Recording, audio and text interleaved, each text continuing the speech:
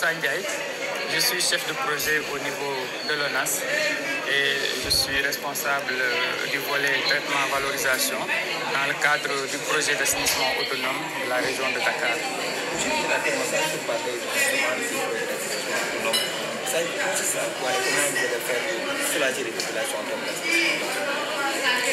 Le projet consiste à améliorer l'accès à l'assainissement au niveau des ménages, au niveau des écoles et également au niveau de certains lieux publics par la construction d'ouvrages d'assainissement autonomes de type fosse septique, toilettes améliorées avec carrelage et toutes les commodités qui vont avec,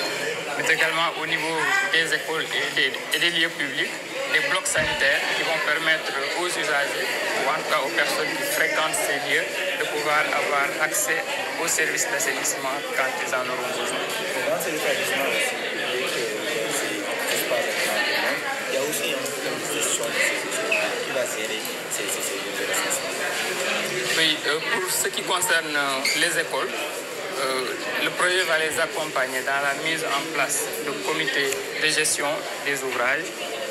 Comme vous savez, les établissements scolaires sont assez bien organisés. Ils ont des directeurs pour ce qui est des écoles, des principaux pour ce qui est des collèges. Sous leur houlette, le cabinet qui est chargé de la communication va les aider à organiser et à mettre en place un comité de gestion qui pourra accompagner les élèves, ou en tout cas les usagers, dans l'entretien et la maintenance des ouvrages. Maintenant, pour ce qui est des édicules publics pour les lieux marchands, on a appelé lieux marchands tels que les écoles, les gares, etc., nous aurons un gestionnaire qui sera préposé à l'entretien et à la maintenance de l'ouvrage. Étant entendu que, évidemment, dans ces types d'ouvrages, l'utilisation sera payante, à un tarif évidemment supportable pour les usagers. Alors, dans le cadre de ce projet, nous avons prévu de couvrir 800 000 personnes sur les deux départements de Kermassar et de Rufisque. Aussi, on parle de l'assainissement autonome, par exemple, forcément de fosse septique, et aussi on sait que Kermassar, c'est que la certaines zones, pratiquement, il faut partir du département. Comment vous allez faire aussi pour créer ces fosses qui sont adaptées à ces zones? Nous avons tenu compte dans la conception des ouvrages des réalités qui sont rencontrées dans les différentes zones, et notamment au niveau de Kermassar où la nappe est peu profonde, voire affleurante par endroits. Ce qui est prévu, c'est de réaliser des fosses étanches. En fonction évidemment du niveau de la nappe, de son agressivité, les fosses seront en aglo avec un enduit aussi qu'à latex ou produits similaires pour améliorer l'étanchéité. Pour ce qui est des zones où la nappe est vraiment très superficielle, nous aurons à réaliser des fosses en béton qui auront une meilleure étanchéité, ce qui permet d'éviter l'infiltration de la nappe dans la fosse et également l'effet inverse, l'infiltration des eaux usées contenues dans la fosse qui pourrait polluer la nappe.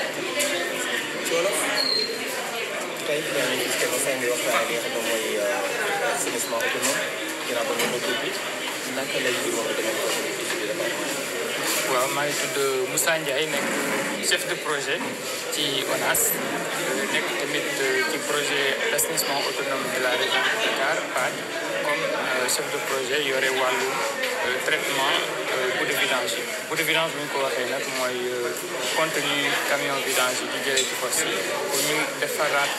station yi nga xam ne ñoo leen di traité ba ñu leen a traité traitement bi war doog leen a rejeté ci géej gi.